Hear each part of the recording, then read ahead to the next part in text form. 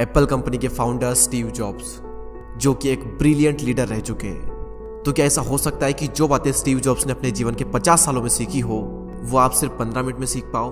Well, इसका जवाब है हाँ, ऐसा हो सकता है। स्टीव जॉब्स ने स्टैनफोर्ड यूनिवर्सिटी में एक स्पीच दी थी और उसमें उन्होंने अपने जीवन की सबसे बड़ी लर्निंग्स को 15 मिनट में बताया था 3 कहानियों के माध्यम से। मैंने अपने एक सेमिनार में ऑडियंस से पूछा था कि आप में से कितने लोगों ने स्टीव जॉब्स की स्टैनफोर्ड कमेंसमेंट स्पीच सुनी है। तो उसमें से सिर्फ 1-2 लोगों के हाथ खड़े थे, बाकी किसी ने भी नहीं सुनी। और उसमें से कईयों ने सिर्फ इसलिए नहीं सुनी क्योंकि वो स्पीच इंग्लिश में है। और संदीप सर ने भी इस स्पीच को हाईली रिकमेंड किया है हर एक इंसान के लिए। आप में से कितने लोगों ने स्टीव जॉब्स की स्टैनफोर्ड कमेंसमेंट स्पीच देखी है? स्टीव जॉब्स जो एप्पल के फाउंडर थे, उनकी स्टैनफोर्ड वाली एक स्पीच है 20 मिनट की। अगर आप में से बाकी लोगों ने नहीं देखी है तो आई स्ट्रांगली रिकमेंड यू कि एक बार आप जा करके यूट्यूब पे वो जरूर देखें। तो अपनी उस स्पीच में वैसे तो उन्होंने बहुत सारी बातें कही और सारी ही कमाल की थी। तो आज शब्द सारे स्टीव जॉब्स के हैं। मैं तो बस उन्हें आवाज देकर हिंदी में और बहुत ही आसान भाषा का प्रयोग करके आप तक पहुंचा रहा हूं, ताकि कोई भी ऐसा ना हो जो विश्व की सबसे बेहतरीन स्पीच को सिर्फ लैंग्वेज बैरियर की वजह से ना सुन पाए। तो मन को सारी चिंताओं और बाहरी विचारों से मुक्त कर दें। आज आप वो सुनने वाले हैं जिसकी वजह से आपकी जिंदगी में एक विस्फोटक परिवर्तन आ सकता है। इस स्पीच को सुनने के बाद में आप आंदोलित हो उठेंगे। तो आइए बिना किसी देरी के हम शुरुआत करते हैं। धन्यवाद।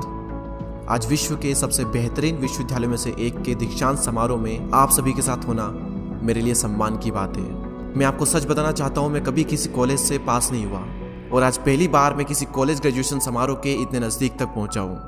आज मैं आप सभी को अपने जीवन की 3 कहानियाँ सुनाऊंगा। ज़्यादा नहीं, बस 3 कहानियाँ। पहली कहानी है डॉट्स कनेक्ट करने के विषय में। रीड कॉलेज में एडमिशन लेने के बाद मैंने 6 महीने के अंदर ही पढ़ाई छोड़ दी थी, लेकिन मैं उसके 18 महीने बाद तक वहाँ किसी तरह आता जाता रहता। तो सवाल यहाँ पर यह आता है कि फिर मैंने कॉलेज क्यों छोड़ा? वेल, इसकी शुरुआत मेरे जन्म से पहले की है। मुझे जन्म देने वाली माता एक यंग अविवाहित ग्रेजुएट स्टूडेंट थी और वो चाहती थी कि मुझे कोई गोद ले ले, लेकिन इसी के साथ वो ये भी चाहती थी कि जो भी मुझे गोद ले वो कॉलेज ग्रेजुएट ज़रूर रहे। और इस प्रकार पहले से ही सब कुछ सेट था। मैं एक वकील और उसकी पत्नी के द्वारा एडॉप्ट किए जाने वाला था, लेकिन जैसे ही मैं इस दुनिया में आया, लास्ट मिनट पर उन्होंने अचानक अपना मन बदल लिया और उन्होंने कहा कि उन्हें तो एक लड़की चाहिए थी। इसीलिए आधी रात को मेरे माता पिता को कॉल किया गया, जो कि वेटिंग लिस्ट में थे, और उन्हें कॉल करके बताया गया कि हमारे पास में एक बेबी बॉय है, क्या आप उसे गोद लेना चाहेंगे? और उन्होंने तुरंत हाँ कर दी। लेकिन बाद में मेरी जन्म देने वाली माता को पता चला कि जिन्होंने मुझे गोद लिया है वो कॉलेज ग्रेजुएट नहीं है और पिता तो हाई स्कूल पास भी नहीं है, और इसीलिए उन्होंने अंतिम एडॉप्शन पेपर पर साइन करने से मना कर दिया।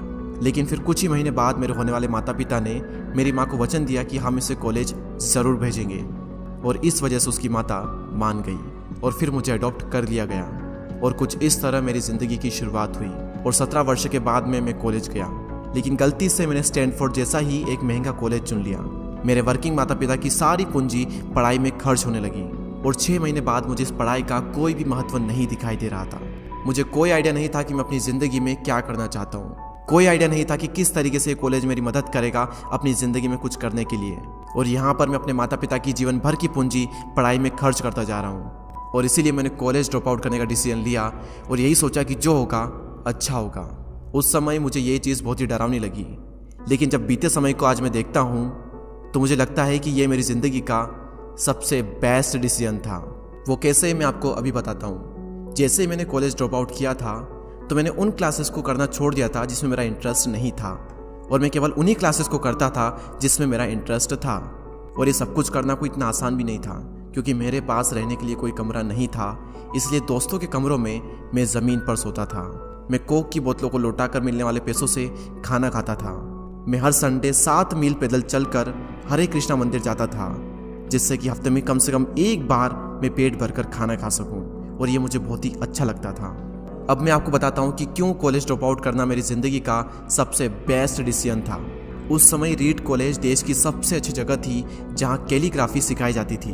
पूरे कॉलेज परिसर में हर एक पोस्टर, हर एक लेवल पर बहुत ही खूबसूरती से हाथों से कैलीग्राफ किया जाता था।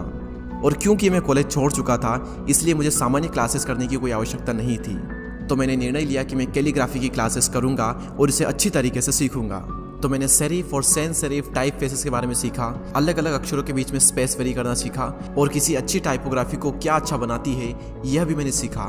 यह सब कुछ बहुत खूबसूरत था, ऐतिहासिक था और इतना आर्टिस्टिक था कि इसे साइंस के द्वारा कैप्चर नहीं किया जा सकता था, और ये सभी मुझे बहुत ही आकर्षक लगता था।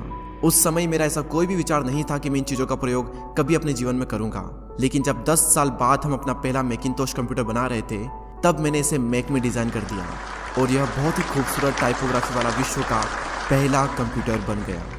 अगर मैंने कॉलेज में केवल कैलीग्राफी में प्रवेश नहीं लिया होता तो मैक में कभी भी मल्टीपल टाइप फेसेस या प्रोपोर्शनली स्पेस्ड फॉन्ट्स नहीं होते, और क्योंकि विंडो ने मैक की कॉपी की है तो दुनिया के किसी भी पर्सनल कंप्यूटर में ये सब नहीं होता।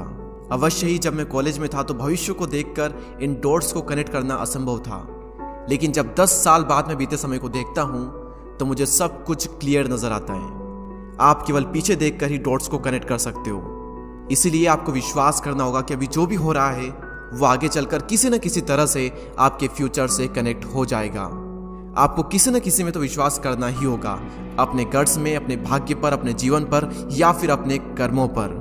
किसी न किसी चीज पर तो विश्वास करना ही होगा, क्योंकि इस बात में विश्वास रखना कि आगे चलकर डॉट्स कनेक्ट होंगे, ये आपको अपने दिल की आवाज सुनने की हिम्मत देगा, और उस समय भी जब आप बिल्कुल अलग रास्ते पर चल रहे होंगे, और यही बात आपको बाकी लोगों से अलग बनाएगी।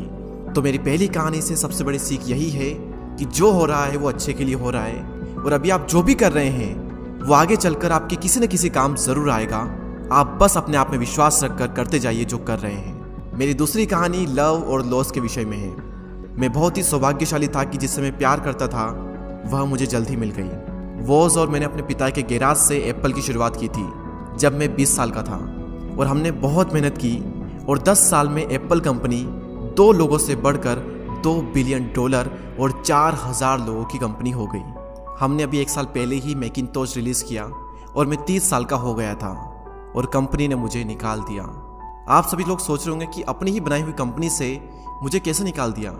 जैसे जैसे एप्पल ग्रो करने लगी, हमने एक बुद्धिमान आदमी को हायर किया जिसे मैंने सोचा कि वो मेरे साथ मिलकर कंपनी को आगे बढ़ाएगा।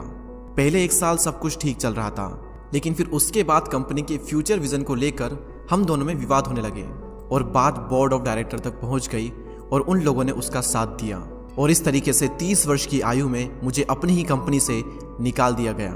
जो मेरी पूरी एडल्ट लाइफ का फोकस था वह अब खत्म हो चुका था, और यह पूरी तरह से मुझे बर्बाद करने वाला था, और कुछ महीनों तक मुझे कुछ भी समझ में नहीं आया कि मैं क्या करूं।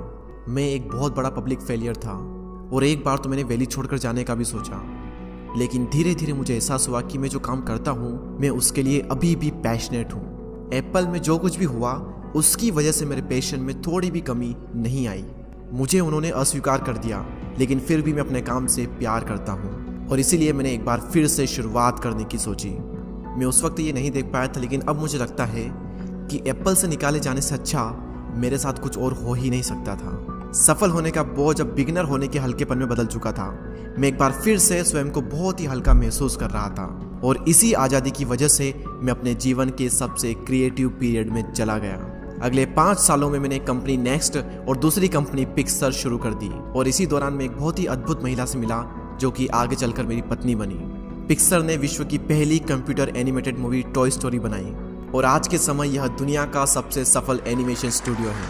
और एप्पल ने एक अप्रत्याशित कदम उठाते हुए नेक्स्ट को खरीद लिया, और मैं फिर से एप्पल में चला गया। आज एप्पल नेक्स्ट द्वारा विकसित की गई टेक्नोलॉजी का उपयोग करती है। तो यहाँ पर मैं पूरे विश्वास के साथ में कह सकता हूँ कि अगर मुझे एप्पल से नहीं निकाला गया होता तो ये सब कुछ मेरे साथ नहीं होता। यह एक कड़वी दवा थी, लेकिन मेरे विचार में एक मरीज को इसकी ज़रूरत थी। कभी कभी ज़िंदगी आपको इस तरह की ठोकर मारती है, लेकिन आप विश्वास मत खोइए। मैं विश्वास के साथ में कह सकता हूँ कि मैं सिर्फ इसलिए आगे बढ़ता गया क्योंकि मैं अपने काम से प्यार करता था। जितना अपने प्यार को जानना ज़रूरी है, उतना ही ज़रूरी है अपने काम को खोजना जिसे आप सच में एंजॉय करते हो, क्योंकि आपका काम आपकी ज़िंदगी का एक बहुत ही बड़ा हिस्सा होता है। और वास्तविक रूप से संतुष्ट होने का सिर्फ यही एक तरीका है कि आप वो करें जिसे आप एक बड़ा काम समझते हैं, और बड़ा काम करने का सिर्फ एक ही तरीका है कि आप वो करें जो आप करना पसंद करते हैं। और अगर अभी तक आपको वो काम नहीं मिला है तो आप रुकिए मत, उसे खोजते रहिए। जैसा कि दिल से जुड़ी हर एक चीज़ में होता है, वो जब आपको मिलेगी तब आपको पता चल जाएगा। और जैसा कि किसी अच्छे रिलेशनशिप में होता है, वो समय के साथ साथ और भी अच्छी होती जाएगी। इसलिए इसे खोजते रहिए, रुकिए मत। मेरी तीसरी कहानी मृत्यु के बारे में। जब मैं 17 साल का था तो मैंने कोट पढ़ा था, यदि आप हर दिन ऐसे जिएंगे जैसे आपकी ज़िंदगी का आखिरी दिन है